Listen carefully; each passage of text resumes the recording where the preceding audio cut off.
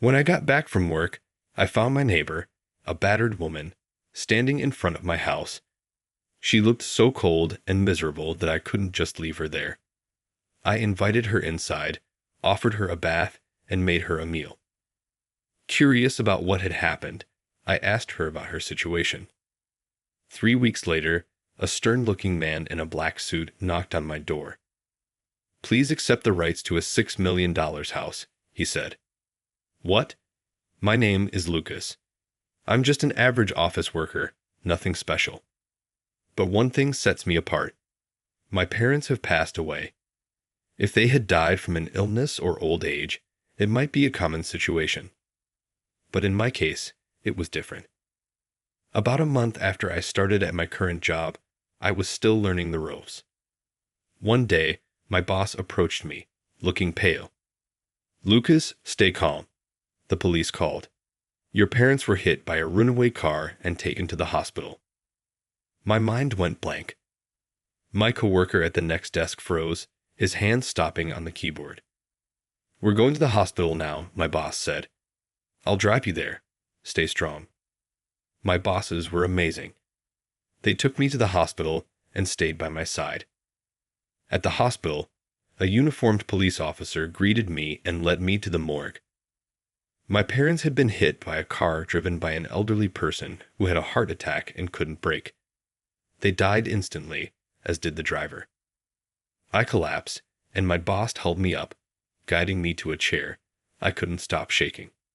The driver's family arrived, and his son, looking about my dad's age, apologized repeatedly.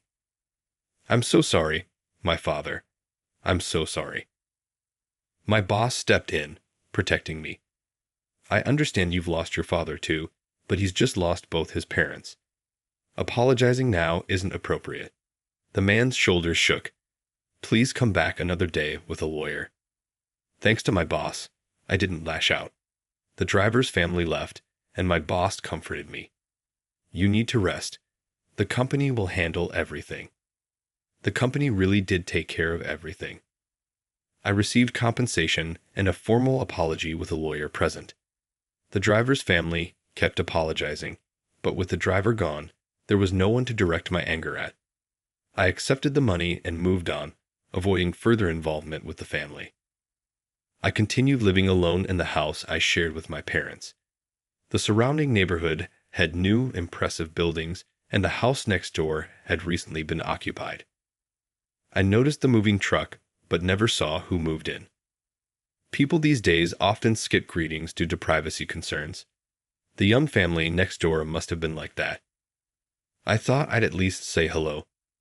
A few days later, on my way home from work, just as I was about to reach my house, I witnessed a woman walking in front of me drop her groceries as her paper bag tore. Hearing the woman's small cry, I immediately rushed over. I picked up an orange that had rolled to my feet and went over to the woman.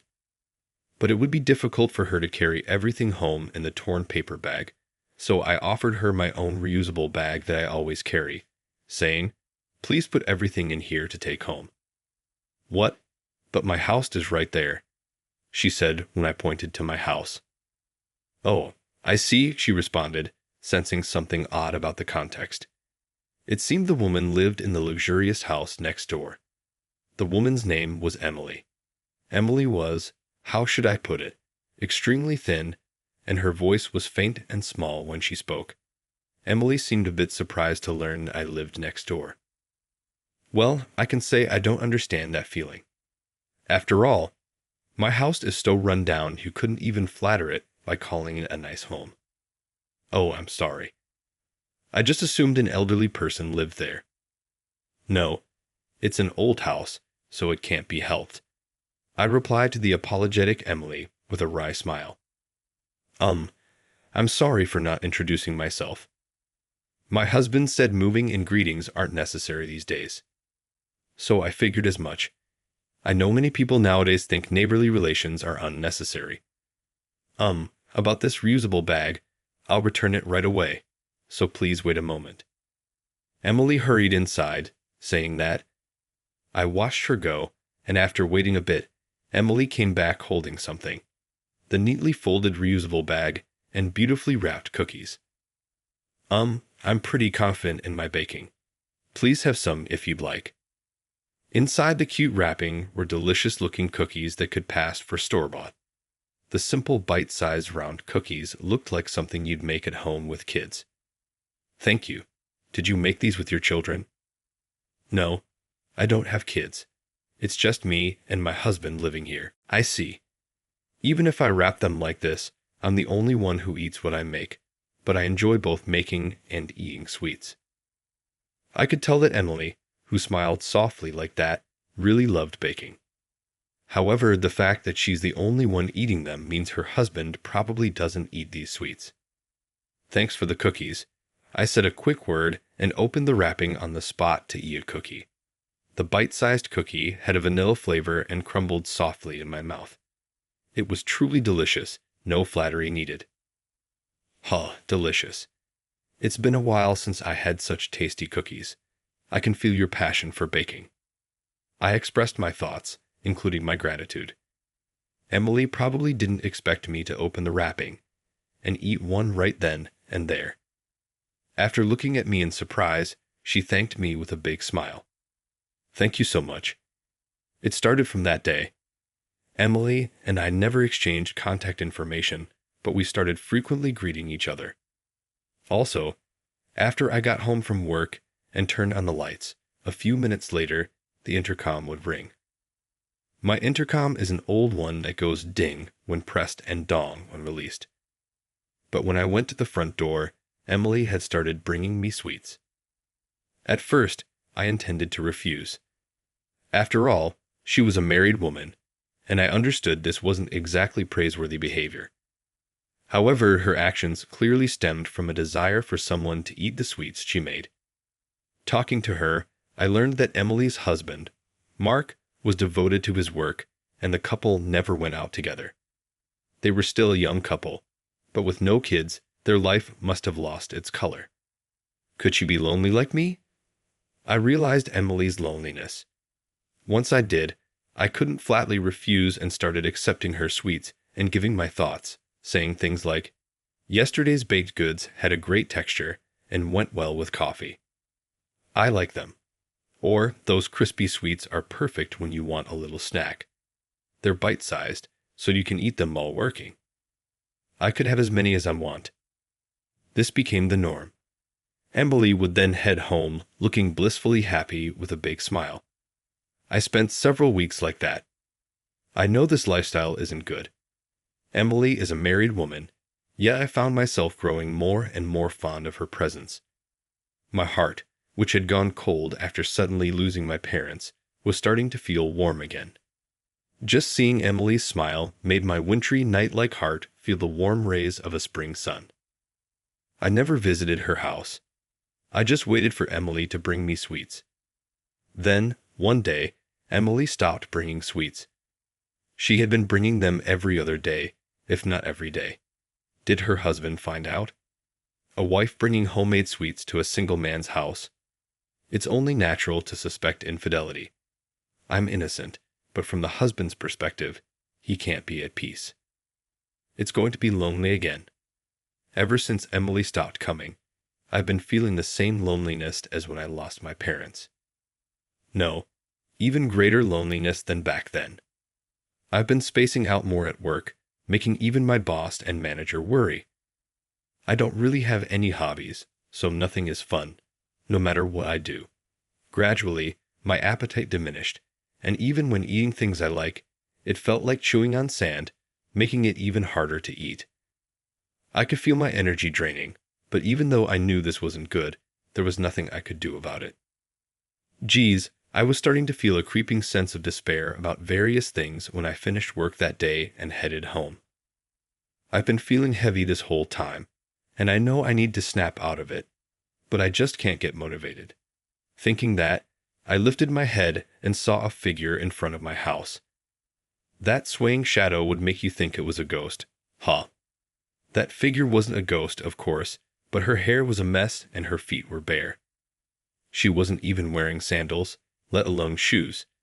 But that figure was unmistakably Emily. I hurried over to her with a start. "Emily?" Getting closer, I could see clearly. The clothes Emily was wearing were dirty, and she wasn't even wearing a coat. It's winter now. Emily was thoroughly chilled to the bone.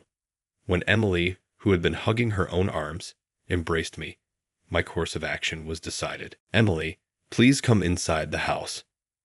I'm sorry. Her voice was so faint, I knew she was nearing her limit. I urged Emily into the house, my hand on her back. I immediately put the heater on and made Emily a hot chocolate. Here you go. In the brighter room, I could see that Emily was terribly dirty, and being barefoot, she looked miserable from head to toe. What on earth happened to you? I'm sorry. I'm not accusing you. Why were you outside in that state in this season? Actually, my husband kicked me out of the house. What? Emily told me the circumstances, sniffling and sobbing. She said her husband had kicked her out of the house 3 days ago. What was he thinking, kicking her out in this cold weather in light clothing? If it rained or snowed, she'd freeze in no time. Since that long ago, where were you for those 3 days? I'm embarrassed to say, but the park. What? You were homeless? I furrowed my brows at Emily's reply and showed her to the bathroom. I have many things I'd like to ask, but you must be cold, right? Please use the bath. But I'm dirty, so it's a bath. Feel free to use my mother's soap and shampoo. I explained the soap, shampoo, and hairdryer in the bathroom. For a change of clothes, I offered some of my mother's. Emily seemed hesitant but nodded, as if enjoying a bath for the first time in a while. While she was in the bath, I prepared a simple meal. Tonight's dinner was tater tots I bought from the nearby shopping district, 1 serving of chicken noodle soup split between 2 people that's easy on the stomach, and a salad with just lettuce, cucumber, and cherry tomatoes. Add some meat, and it's a sufficient meal. If it were just me, I would have made do with just the tater tots and soup. Just as I finished preparing, Emily came out of the bath. She tilted her head, asking about the 2 meals laid out on the table. Where are your parents? Oh, it's just me. What? I lost them in an accident. I was reluctant to say it, not wanting to worry kind Emily, but there was no hiding it in this situation. When I honestly told her that my parents had passed away in an accident, Emily shed large tears and grieved for me. Just that warmed my heart. So these clothes belong to your mother, and you cherish them, right? Yes, but if no one wears them, they'll just get eaten by moths. Thank you for lending them to me. After that, we had dinner facing each other. Emily said, "It's really delicious," and ate in a way that made it clear she truly found it tasty, which made me happy and enabled me to properly eat a meal for the first time in a while. Afterwards, I made some warm tea and asked Emily to tell me more. Even if it's meddlesome, sometimes letting it all out when you're going through a hard time can make you feel better. The story Emily told was terrible. My husband has chauvinistic views. Women should shut up and do as men say, walk 3 steps behind a man, wake up earlier than a man, don't go to bed before a man, he says. He sounds way too old-fashioned. What's wrong with your husband? If anything happens, he immediately yells, and even if nothing happens, he says, "You are really useless." If there's even the slightest thing he doesn't like, he hits me. On top of that, he said, "That's why I told you I hate sweets. What's with this sickly sweet smell? I forbid you from baking ever again," and threw out all my baking tools like my whisk and rubber spatula, even things that can be used for cooking without my permission. What? I did the housework properly. Baking was the only time I felt healed, but having that taken away from me, not knowing what to look forward to or work hard for, I fell into despair. I lost all my energy. Emily hung her head and sniffled. Inevitably, I started neglecting the housework, and my husband got furious, saying, "There's still dust. I told you to always have at least 3 side dishes. There are still wrinkles in my shirt." I endured it, But 3 days ago, he said, "I don't need a wife like you," and kicked me out of the house. No way. I was at home, so I wasn't wearing a coat, and I didn't have my wallet or phone. I had nowhere to go, barefoot. I could tell that Emily, covering her face with both hands, was in really bad shape. "Did you contact your parents' home?" "No. Actually, my mother passed away from illness a long time ago, and I was raised by my father the whole time." "What?" "When I got married, my father was overjoyed and said, 'Now I can rest easy.' I wanted to put my father's mind at ease. With only that in mind, I did my best and couldn't rely on anyone. For those 3 days, I had been sleeping in the park, but when I reached my limit in terms of hunger and mental state, my feet unconsciously turned toward your house." Emily's story was pretty harsh. "I'm sorry for bothering you, not just today, but up until now," Emily said. "You figured out that I was bringing sweets because I wanted to hear your thoughts and be praised, right? I'm really selfish. I'm sorry." Emily apologized to me while crying. "You don't need to apologize, Emily. More importantly, let's go to your father's place." "But I don't have parents anymore." "But you have someone you can rely on, and just maybe, I think your father would be happy if you relied on him." "You think so?" "Yeah, it's better to say what you can while they're still alive. If you regret not saying something after losing them, it'll be too late." When I persuaded her like that, Emily shed tears again. The next day, I lent Emily some of my mother's clothes and a bit of money, and she got in a taxi to go back to her parents' home. 3 weeks passed since I sent Emily back to her parents' place. Suddenly, a stern-looking man in a black suit came to my place. I felt like pretending I didn't see him and closing the door. The reason I didn't was because the man introduced himself as Emily's father. Believing his words, I invited him inside my house. I showed him to the living room of my old house, served tea, and we sat facing each other. He straightened his posture and looked straight into my eyes. "Thank you for convincing my daughter to come back home." "No need to thank me. So your daughter was able to safely return home." "I see. To be honest, I was worried her husband might obstruct her, so I was relieved. I am Emily's father, Brandon.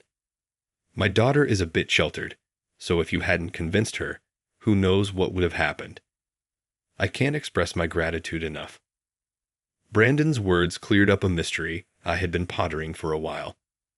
As I thought, Emily seemed like a well-born lady. "Please accept this as a token of my appreciation." "What?" I said, surprised. "It's a deed to a 3-bedroom house on the top floor of that high-rise condo over there. Market price is $6 million. Here you go," he said, placing the deed on the table. Surprised by the sudden offer, I pushed the deed back and refused. "I don't need that. That's not why I helped her." "Then why did you help my daughter?" he asked while smiling. I was at a loss for a reply, but even if I said it was just normal kindness, he probably wouldn't believe me. "I'm sorry. I ended up falling for your daughter, for Emily. Of course, I never intended to do anything and haven't done anything. The reason I helped her was because I like her, because I didn't want to see Emily's sad face. I honestly spoke my mind. I heard about you from my daughter. The food, the clothes, even lending her your late mother's clothes. Just hearing about it made me realize how sincere and good you are. But meeting you directly like this, I feel that way even more," Brandon said. He held out the deed again and said with difficulty, "That's exactly why I hate to say this, but won't you live in a new house? This house is, well, quite old.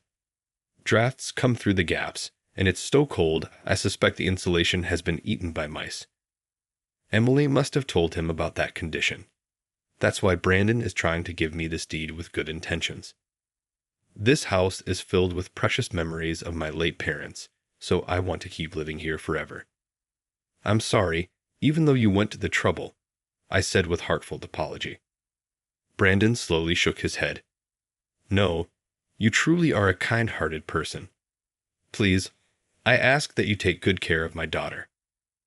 He looked straight into my eyes, saying that once more. Not understanding the true meaning behind his words, I tilted my head. But after that, I was able to get in touch with Emily through Brandon, and we were reunited. On my next day off, I was invited to Emily's parents' home and treated to homemade sweets. I fought many times over the sweets Emily makes have a gentle flavor. After that, I was able to divorce that man. What really? I asked. Yes, apparently he was terrible at work too, and his coworkers were complaining about how overbearing he was, so he was about to get fired. I figured as much. Hearing about his attitude toward Emily, I thought he was probably the same way at work. Well, regardless of that, I intend to properly squeeze consolation money out of him, Emily said, smiling. She had become an incomparably different woman than before. Emily said, "I don't want to cause you trouble, so I'm going to get strong. I'll do my best." After Emily's divorce was finalized, we officially started dating. In our state, you can't treat Mary for 30 days after divorce. It seems that this waiting period exists because former spouses typically have 30 days to appeal a divorce agreement. After the divorce was finalized, we got married without issue a year later. Giving it simply way, Emily agreed to live in my family home, but as it is, it's too rundown. By the way, Emily's ex-husband already left that bait house too, due to consolation money and demotion, so I think Emily won't be bothered by it either. I was relieved about that too. Considering Brandon's feelings, he probably wants his daughter to live in a proper house. Realizing that, I resolved to renovate my family home. The renovation company was an acquaintance of Brandon's, someone who properly understood my feelings. Taking into account my desire to not erase my parents' memories, they renovated my family home while preserving its original look as much as possible. A few years later, we were blessed with a long-awaited child. Gazing at the children's room we had prepared for when we might have a child someday, I muttered, "It's good to cherish memories, but we've got to cherish the future too." Emily, now my wife, said, "That's right, but I want to cherish the past too. The present exists because of the past, so let's make lots of memories and build happiness in this house from now on." We smiled and expressed our gratitude to our parents in our hearts. As I gently stroked the growing belly of a happily smiling Emily, I felt